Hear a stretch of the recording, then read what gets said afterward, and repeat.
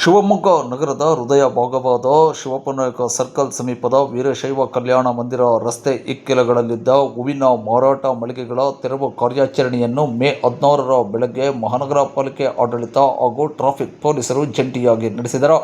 ಸದರಿ ರಸ್ತೆಯಲ್ಲಿ ಜನ ವಾಹನ ಸಂಚಾರ ದಟ್ಟಣೆ ಹೆಚ್ಚಿತ್ತು.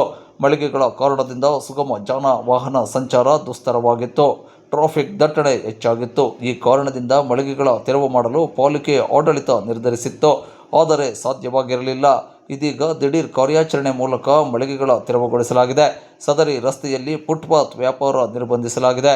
ಕಾರ್ಯಾಚರಣೆ ಸಂದರ್ಭದಲ್ಲಿ ಟ್ರಾಫಿಕ್ ಇನ್ಸ್ಪೆಕ್ಟರ್ ದೇವರಾಜ್ ಸೇರಿದಂತೆ ಮೊದಲಾದವರು ಉಪಸ್ಥಿತರಿದ್ದರು.